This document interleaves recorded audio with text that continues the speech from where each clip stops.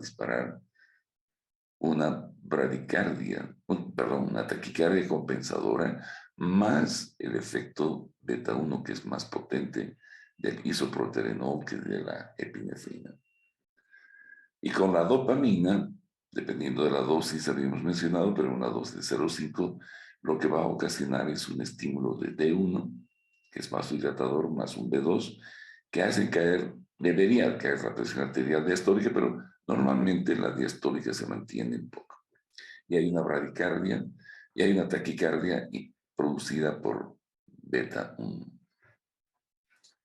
Entonces, estos trazos son muy característicos de cada uno de estos catecolamínicos que hemos estudiado hasta ahora. Si hacemos un pequeño resumen, las catecolaminas tienen un inicio rápido de acción, corta duración, se administran por vía parenteral, no por vía oral, y no penetran la barrera hematoencefálica. Y dependiendo del tipo de receptores que afectan, pues vienen sus utilidades, ¿verdad? La epinefrina o adrenalina actúa sobre todos los receptores. Este fármaco se usa para el asma bronquial, que hemos dicho de inestable, el shock anafiláctico, y para prolongar el efecto de anestésicos locales, sobre todo los más importantes que mencionan algunos textos de terapéutica. La norepinefrina no tiene efecto beta 2, es sobre todo presor, se usa para tratamiento de shock de varias causas. El isoproterenol, ya hemos hablado, puede ser utilizado como un agente inotropo o taquicardizante o también en el asma bronquial, pero sobre todo se lo reconoce como un estimulante cardíaco. La dopamina, que trabaja con receptores dopaminérgicos en el tratamiento de shock, y alfa 1 y beta 1 como tratamiento de insuficiencia cardíaca congestiva para elevar la presión arterial en algunos casos. Y la dobutamina, que es el fármaco ideal para tratar insuficiencias cardíacas agudas. Bien, entonces con esto he terminado esto de las catecolaminas. Ahora vamos a ir a los simpático-miméticos de tipo no catecolamínico. Y vamos a analizar primero los agonistas de tipo alfa. Estos agonistas actúan especialmente en los receptores alfa. Puede ser alfa 1 o alfa 2. Los alfa 1, como ya hemos visto, pues son vasoconstrictores por excelencia. Acá tenemos fármacos como la fenilefrina, que se utiliza para la hipotensión arterial, inducida por agentes anestésicos, se usa como midriático, como descongestionante nasal. Otros fármacos que ya hemos también mencionado, la silometasolina, la tetrahidrosolona, que se los usa en los medicamentos estos antigripales como descongestionante. Hay otros medicamentos que tienen algunas indicaciones especiales, pero que hay que conocerlos, pero no hay en nuestro medio. La midodrina, por ejemplo, es el fármaco de elección para tratar la hipotensión postural.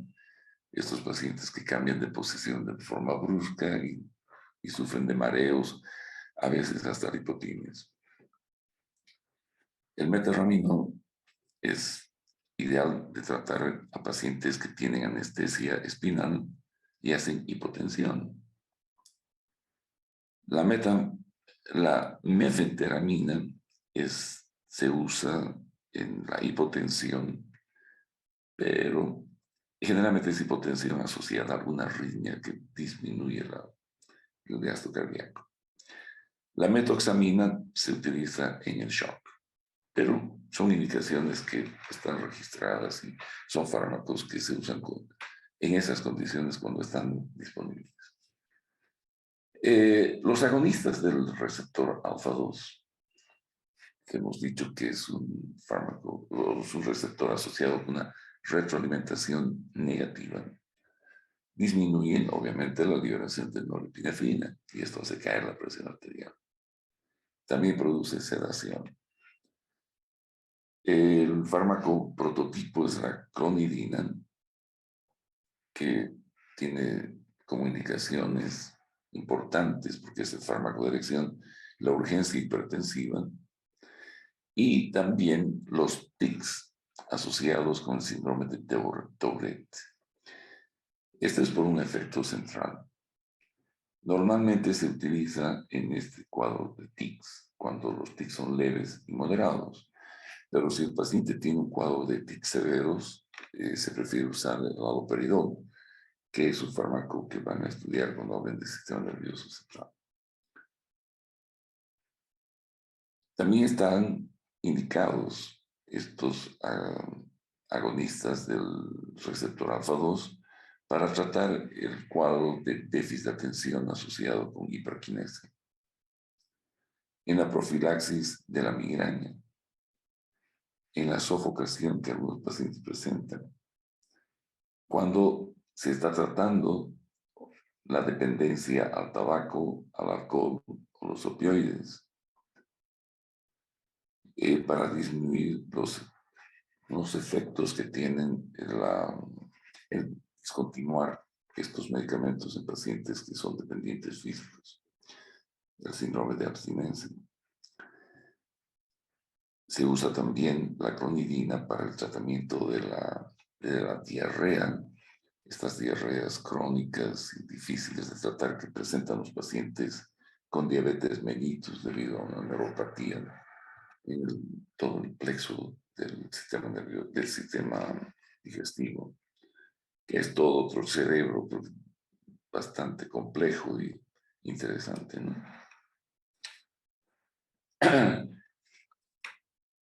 También se usa como medicación preanestésica, especialmente la clonidina.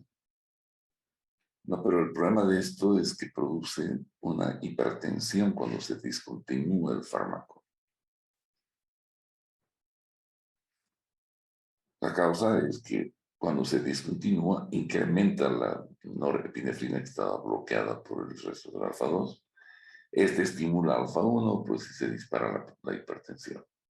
Y el tratamiento para esta hipertensión de rebote por clonidina, el fármaco de elección es la fentolamina, que lo vamos a estudiar la próxima semana, por vía intravenosa.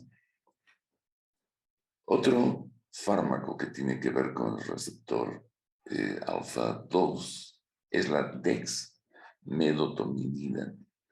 Este fármaco es un agonista altamente potente de alfa 2. Se usa como medicación preanestésica también.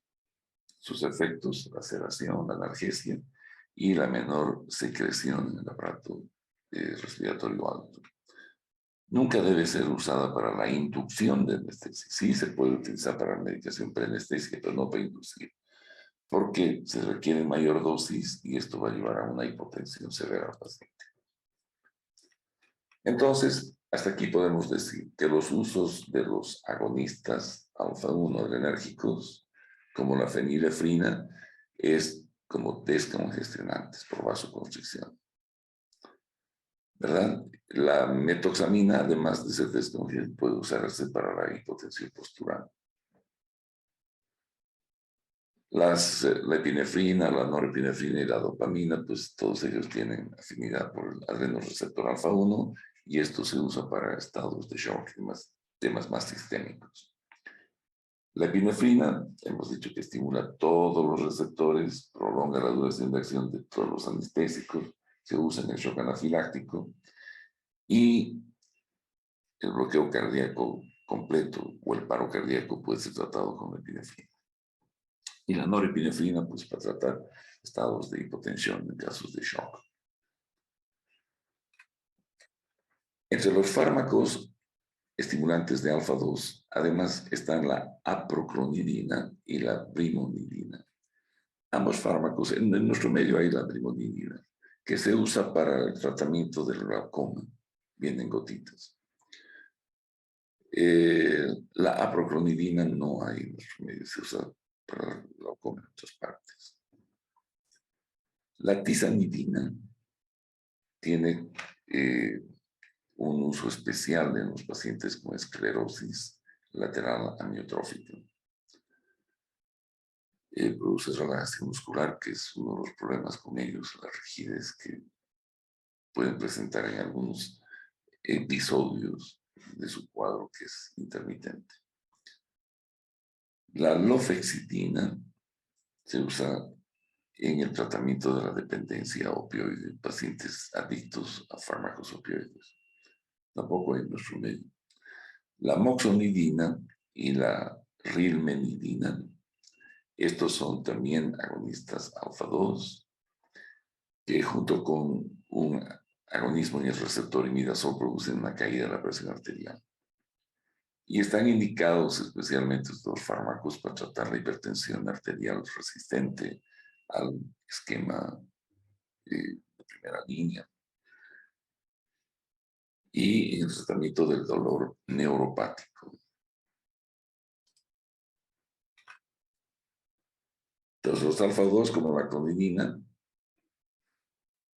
para disminuir la presión arterial, ¿verdad? A disminuir la resistencia vascular periférica y a través de esto, obviamente, cuando disminuye el tono simpático, pues disminuye su efecto sobre todos los receptores alfa-1, alfa-2, beta-1 y beta-2, ¿verdad?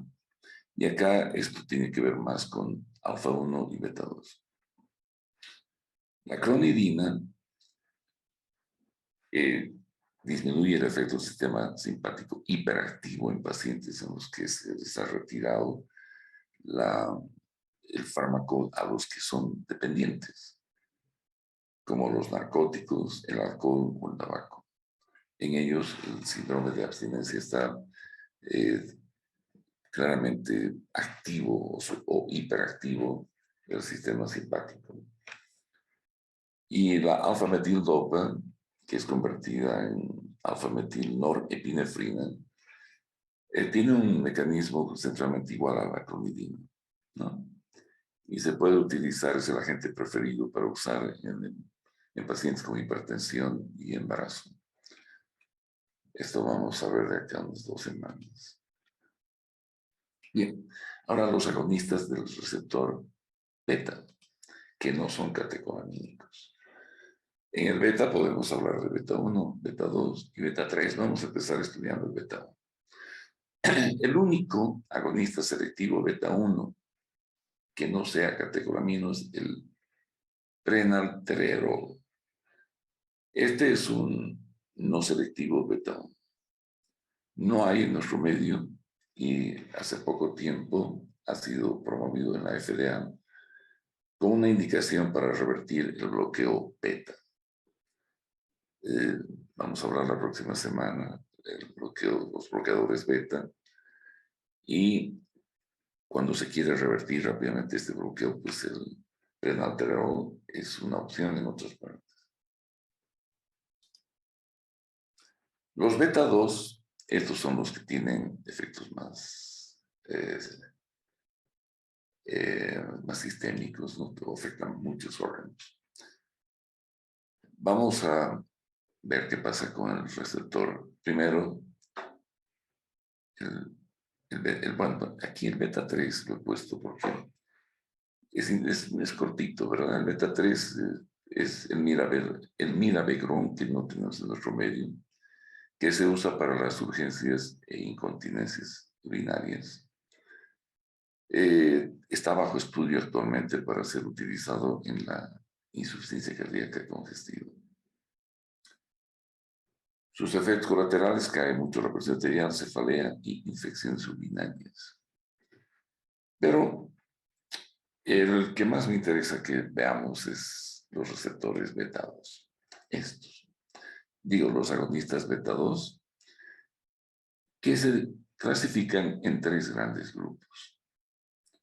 Los agonistas beta 2 de acción corta, de acción larga y de acción muy larga. Y esta clasificación está en función a la duración de su acción. Los de acción corta, de 2 a 4 horas más o menos.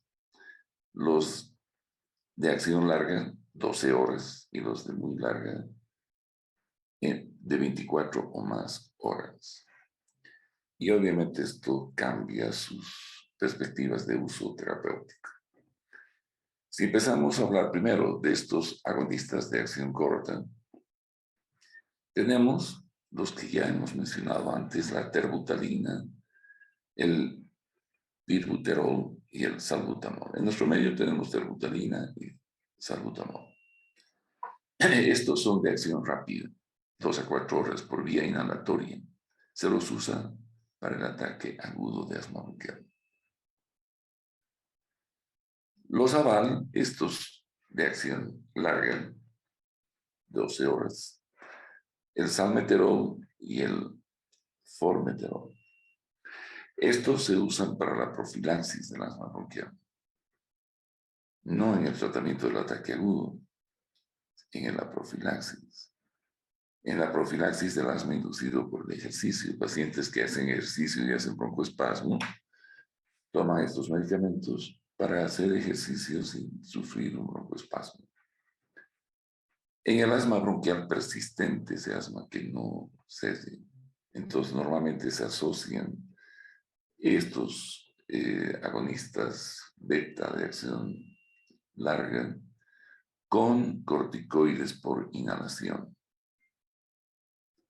También se los usa en el EPOC, la enfermedad obstructiva pulmonar crónica, y asociados solo a veces con anticolinárgicos, que ya les han hablado como el ipatropium, el tiotropium, etc. Y en el asma nocturna, estos pacientes que en la madrugada despiertan con broncoespasmos si es que no reciben tratamiento, estos fármacos, como tienen 12 horas de acción, permiten un descanso sin tener crisis asmática al paciente. Y finalmente los de acción muy larga, estos fármacos que son utilizados por vía inhalatoria y solo para el EPOC, donde están el carmoterol, el indicaterol, el holodaterol y el vilanterol. En nuestro medio no. Los que les he puesto en rojito, eso sí tenemos en nuestro medio. No es parte de mi tema hablar del asma, pero solo para que ustedes sepan que hay iniciativas mundiales para estandarizar más o menos el tratamiento de esta enfermedad, donde los medicamentos, tanto los de acción larga como de acción corta, son parte de los esquemas terapéuticos asociados con corticoides. Y esto van a ustedes aprender cuando hablemos del aparato respiratorio, la parte de farmacología clínica. Los efectos adversos que tienen estos agonistas, pues son básicamente estos 4: palpitaciones, temblores, que es lo más común, MS se dice para mí más común, alteraciones en el potasio, pueden existir hiperpotasemias, y la hiperglicemia que puede suceder con el uso de los agonistas beta-2. Esto del potasio normalmente se asocia a la apertura de canales de potasio, ¿no?, que producen hiperpotasemia. La insulina aumentada tiende a ir a una hipopotasemia, ¿no? Y ese es un uso secundario de la insulina del tratamiento de la hiperpotasemia, pero el peligro siempre es llevar al paciente a la hipoglicemia. Entonces, los efectos adversos de los agonistas son estos que están remarcados en cuadrito azul. Los usos clínicos de todos los agonistas beta-1 y beta-2. Entonces, los no selectivos, como el isoproterenol, hemos hablado de broncodilatación, de estimulación miocárdica. Los agonistas adrenérgicos selectivos en beta-1, como la dobutamina, aumento de la fuerza contráctil en la insuficiencia cardíaca aguda, ¿no es cierto? Cuando administramos un beta-agonista de manera sistémica, ellos disminuyen la presión media, ¿no es cierto? Y la vasodilatación en beta 2 y cae la presión diastólica. Los agonistas betas siempre van a tener mucho cuidado con, clínicamente lo que van a tener es una caída de la presión arterial diastólica y puede haber taquicardia. Entonces, beta 2 disminuye la resistencia vascular periférica y hace caer la presión arterial.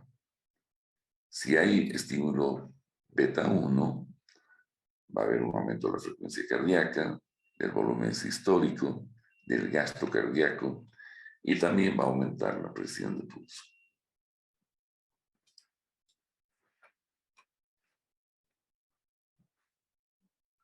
Entonces, los agonistas beta 1, como la dobutamina, el isoproterenol se puede usar por vía intravenosa, la dobutamina también por vía intravenosa, los beta 2 agonistas por inhalación. Y va a depender pues del tiempo, ¿no? Pero normalmente el isoproterenol tiene una vida media de 12 minutos. La dobutamina de 2 minutos. Son de acción muy cortas siempre ellos.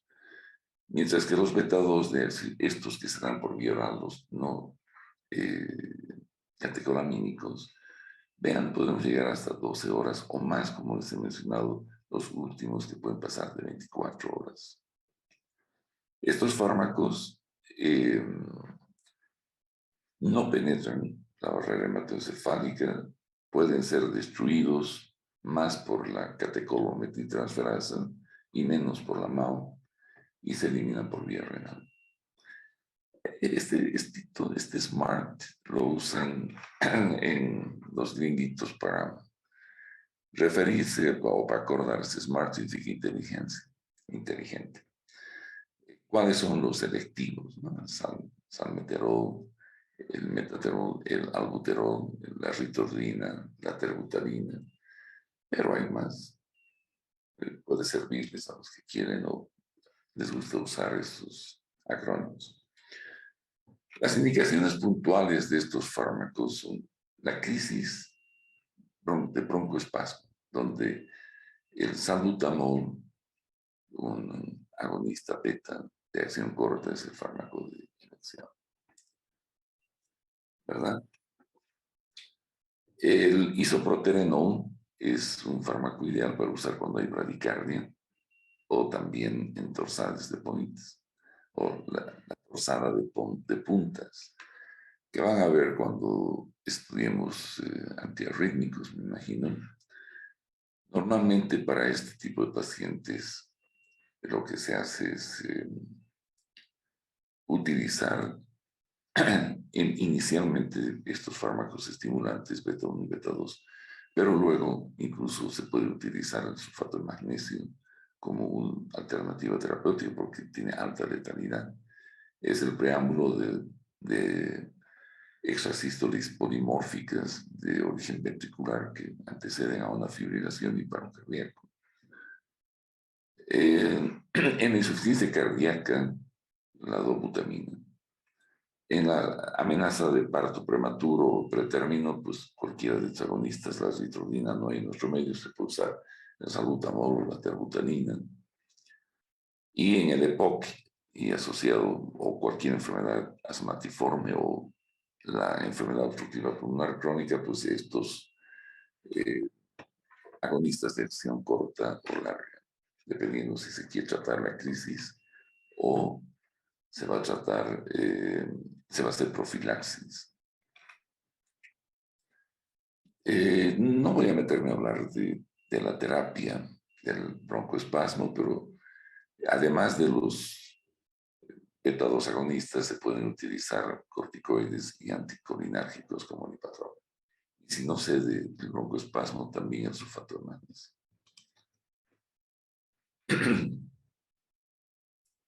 Esto les voy a dejar para que lean ustedes. Es más o menos lo más llamativo de algunos agentes que tenemos en nuestro medio y su indicación. Y finalmente los agonistas beta 3, como el mirabegron, que es un fármaco nuevo relativamente, que les he dicho que está siendo utilizado para pacientes con vejiga hiperactiva y que También se está estudiando otros usos como la obesidad y la insuficiencia cardíaca. Ahora vamos a la última parte de los simpático-miméticos que tienen que ver, o ya sea depletando a la norepinefrina, aumentando su liberación y haciendo que pues la liberación aumente el efecto sobre los receptores alfa y beta, ¿no? Hemos mencionado que cómo se genera dentro de la porción presináptica del sistema nervioso simpático su neurotransmisor, y hay muchos mecanismos en los que nosotros podemos manipular farmacológicamente desde la liberación, el almacenamiento y la producción de estos neurotransmisores. Aquí ustedes pueden observar la neurona presináptica, donde la norepinefrina es almacenada en unas vesículas, y a veces podemos utilizar fármacos que entran a las vesículas, la desplazan a la norepinefrina, y luego es el fármaco el que sale y estimula los receptores alfa o beta con efectos simpático-miméticos, ¿no? Esto ocurre gradualmente, se usa el fármaco en dosis repetidas para que vaya reemplazando esas moléculas a la norepinefrina. Y es el fármaco luego el que es liberado, pues, ¿no? Y a veces estos no estimulan a los receptores alfa y beta y tiene efectos hasta simpático-plégicos, dependiendo del fármaco en estudio. Vamos a ver los fármacos que son simpático-miméticos de acción indirecta. Estos lo que hacen es aumentan la liberación de la norepinefrina. Y al aumentar la norepinefrina, pues hay vasoconstricción, aumento de la presión y la frecuencia. Están las anfetaminas, la tiramina, la efedrina, fármacos que lo que hacen es actuar de forma indirecta, no van a producir ellos el estímulo, sino que van a hacer que se libere más norepinefrina. Y las anfetaminas aumentan, obviamente, la norepinefrina y la dopamina en el sistema nervioso central, por lo que producen una estimulación potente del sistema nervioso central. Antes vendían estos fármacos con venta libre en las farmacias, pues los estudiantes de la Facultad de Medicina consumían estos medicamentos para poder estudiar sin dormirse una noche antes del examen. Claro que les iba mal, porque una noche antes no vas a aprender farmacología. La tiramina, que es el aminoácido, precursor que viene en ciertos alimentos, ¿no? Y es importante quizás recordar que la tiramina viene en la carne procesada, en el queso madurado, la soya, esta salsa soya, las verduras como la remolacha, el brócoli, la berenjena, frijoles. ¿Por qué les menciono esto? Y bebidas como la cerveza no pasteurizada, vinos tintos y espumosos, porque hay pacientes que están tomando inhibidores de la MAO, ¿no? Y cuando entra esta tiramina que debía ser metabolizada, no es metabolizada y se generan estados de estimulación excesiva del sistema simpático, que luego vamos a ver. La tiramina lo que hace es liberar norepinefrina en la periferia, ¿no? Y produce vasoconstricción, aumento de la presión pulmonar incluso y la frecuencia cardíaca. La efedrina tiene un efecto mixto. Tiene acciones directas sobre los receptores alfa y beta, pero aumenta también la liberación de norepinefrina. Bien. Los fármacos que actúan en la síntesis de norepinefrina. Está la metirosina, que es un análogo de la tirosina. Compite con enzima tirosina hidroxilasa e inhibe la velocidad de benzina. ¿No? Está usado en el tratamiento de la hipertensión, el feocromocitoma, ¿no? Como fármaco adjunto. Este estímulo, la metirosina, no es un simpatimético, en este caso está anulando la acción de la norepinefrina. ¿Por qué? Porque está compitiendo por la tirosina hidroxilasa y no va a poder formarse la norepinefrina. La reserpina, la tetrabenazina, la deutetrabenazina y la valbenazina, todas estas inhiben ese transportador de aminoácidos en las vesículas. ¿No? El producto inicial fue la tetrabenazina y actualmente estos son nuevos derivados. La deutetrabenazina, la valbenazina son nuevos. Lo que hacen es impedir la formación de la norepinefrina. La reserpina se usa para el tratamiento de la hipertensión, el tratamiento de la disquinesia tardía. Todavía no han visto ustedes, pero cuando ven pacientes psiquiátricos, los fármacos que se usan en la psicosis normalmente producen movimientos repetitivos y voluntarios. A eso se llama la disquinesia tardía. Y estos bloqueadores de la producción de norepinefrina, pues son útiles. La tetrabenazina, por ejemplo, para la correa de Huntington, que también son movimientos involuntarios. Los tics con síndrome de Tourette, la tetrabenazina. La deutetrabenazina en la disquinesia tardía, igual que la reserpina. Y la valbenazina, que son dos fármacos que pueden usarse en esto. El disulfiram bloquea la beta-hidroxilasa, o sea, no se va a producir dopamina. Los antidepresivos tricíclicos son inhibidores de la recaptación de la norepinefrina. Muchos de ellos trabajan además, como los que están viendo ustedes acá, como imipramina, amitriptilina. Ay, ¿qué es esto? Ya. Aquí, ¿no? La imipramina, la amitriptilina, la doxepina, la nortriptilina. Estos fármacos son los antidepresivos tricíclicos. Estos inhibidores selectivos de la recaptación de la serotonina, que también lo hacen con la norepinefrina, como la ven la faxina, todas las faxinas, la duloxetina, la milnacepran, la atomoxetina, todos estos son inhibidores selectivos de la recaptación de serotonina, que seguramente el doctor Peralta les ha hablado con ahorro de serotonina. No, la sibutramina, lo que hacen es inhibir la recaptación. Y si inhiben la recaptación, se incrementa la cantidad de norepinefrina en el gap sináptico y se estimulan los receptores adrenérgicos. La cocaína hace lo mismo. Bloquea la recaptación. Ya han visto ustedes que la recaptación tiene casi el 80% de responsabilidad de quitar la norepinefrina del gap sináptico. Entonces aumenta la norepinefrina, aumenta la presión arterial y ahí el problema puede venir, las arritmias. La mayor parte de la gente que en nuestro medio muere por sobredosis de cocaína, pues lo hace por arritmias severas o infarto.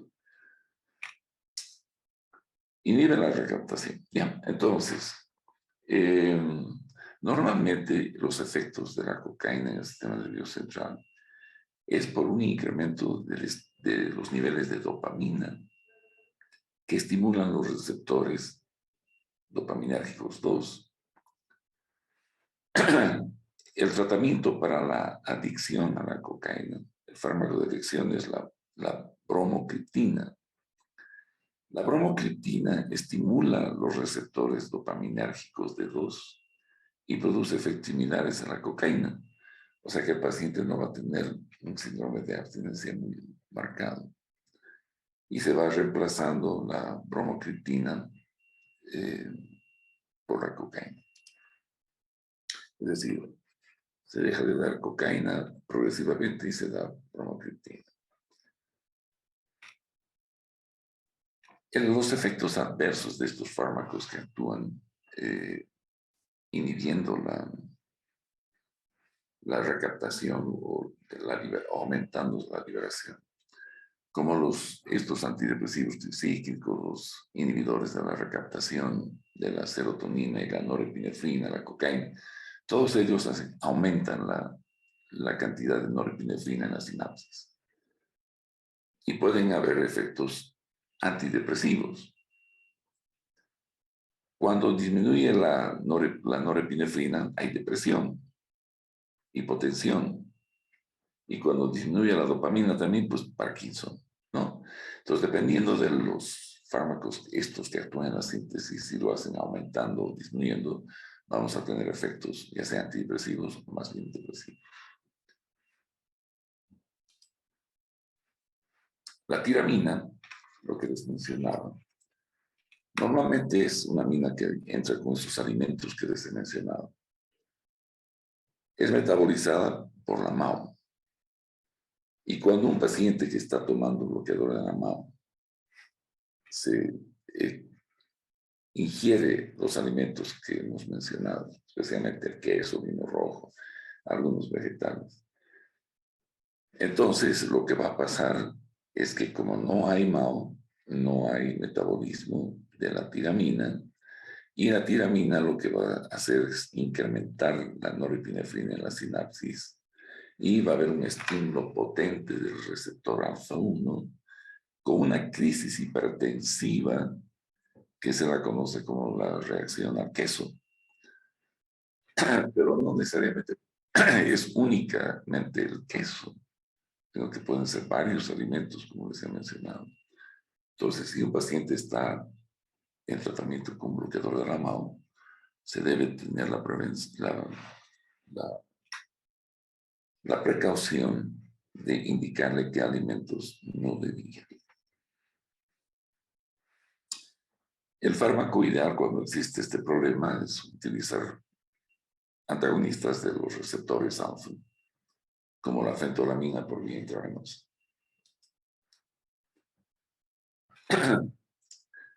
La efedrina, su mecanismo de acción es un depletor. Lo que hace es una acción mixta, ¿no? Es un fármaco hipotensor en el embarazo y cuando se usan agentes anestésicos. Es midriático, se utiliza en algunos productos como descongestionante nasal, al igual que otros fármacos como la pseudoefedrina, la norefedrina, que es la fenilpropanolamina, que esta fue utilizada para tratar la obesidad, ¿no? Aquí han habido varios casos en que ha habido problemas. Está prohibido su uso de este medicamento de la fenilpropanolamina porque hay riesgo de un accidente cerebrovascular.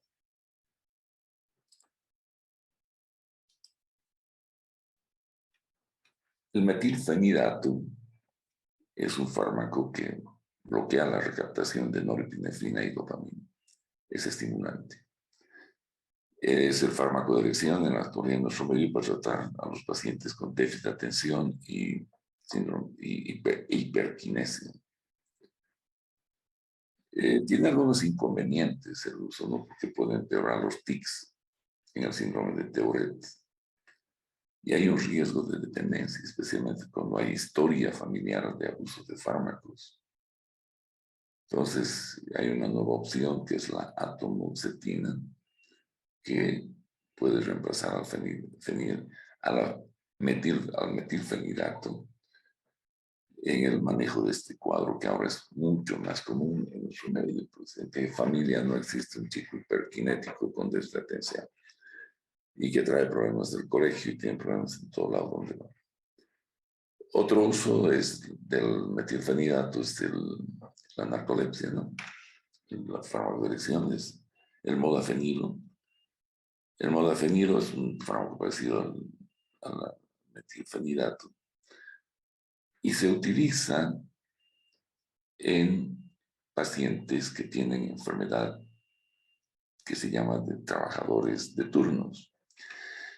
¿Qué pasa con esta gente? Por ejemplo, en yacimientos, en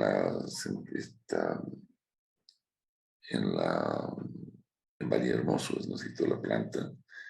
Hay gente que trabaja unos meses de día, otros de noche, y obviamente su ciclo circadiano se altera y comienzan a presentar alteraciones, obviamente en el sueño y en el comportamiento, y finalmente terminan en un médico porque tienen alteraciones hasta orgánicas. Entonces el modafinilo, que es otro fármaco similar de estos que bloquean la recaptación, se usa para tratar este trastorno de los turnos, trabajadores de turno. También se usa para los pacientes que tienen apnea obstructiva del sueño, gente que está empezando a dormir y de pronto dejan de respirar. Hay actualmente este fármaco que es el rianfetol, el solrianfetol, que ha sido lanzado últimamente por la FDA, que también está siendo utilizado en estos casos de atención, alteraciones asociados a los cambios de turno. Es un inhibidor de la recaptación de dopamina y norepinefrina, como lo hacen estos. Las anfetaminas, estos estimulantes, también tienen usos en el déficit de atención con hiperquinesia, en la narcolepsia y en la obesidad. El abuso de las anfetaminas en cuadros de obesidad y para combatir el sueño ha sido causa para que estos medicamentos sean retirados del comercio de muchos países. En nuestro medio solo tenemos, creo, la dextroanfetamina, ¿no? Y con mucha reserva y además con permisos especiales se pueden vender estos medicamentos. Tiene acción central, es la preferida dentro de las anfetaminas para su uso. Hay otros como la metanfetamina, que este sí es de abuso. Es un fármaco que se lo vende en otros países de manera ilegal. Y está contraindicada en embarazo porque es teratogénica. Produce retardo del crecimiento intrauterino, defectos cardíacos, labio leporino, atresia biliar.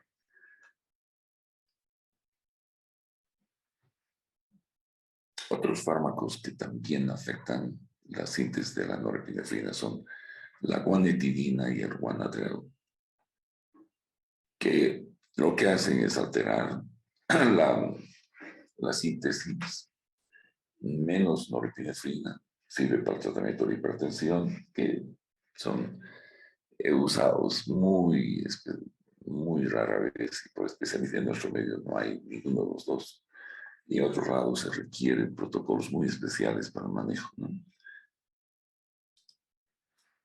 Bien, entonces estas catecolaminas, estas aminas simpático-miméticas no catecolamínicas tienen una duración de acción mucho más larga.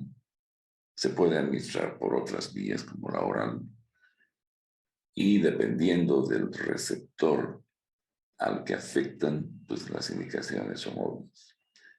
Por ejemplo, los que afectan el receptor alfa-1 generalmente están asociadas a vasoconstricción en algunas áreas del cuerpo, como la región nasal, nasofaringe, como descongestionantes. La fenilefrina igual, elevación de la presión arterial por el efecto alfa-1, tratamiento de la taquicardia supraventricular paroxística. La clonidina en el tratamiento de la hipertensión por su efecto alfa-2. El salbutamol, la terbutalina y otros de acción corta en el receptor beta-2 en el tratamiento del asma bronquial y del EPOC. El salmeterol, el formoterol, que son de acción larga sobre el beta-2 en el tratamiento profiláctico del broncoespasmo. Y las anfetaminas y todos estos fármacos que actúan sobre alfa, beta y el sistema nervioso, pues como estimulantes en especialmente pacientes con déficit de atención, hiperquinesia, narcolepsia y obesidad, ¿verdad? Y la efedrina y la pseudoefedrina, que son mixtos, actúan en el sistema nervioso central de los receptores alfa y beta, pueden ser usados como descongestionantes para elevar la presión arterial, que como hemos mencionado antes. Bien, la próxima semana vamos a abordar aspectos así puntuales sobre los bloqueadores o simpaticolíticos, tanto alfa como beta. Ahora tienen tiempo para sus próximas clases y nos vemos la próxima semana.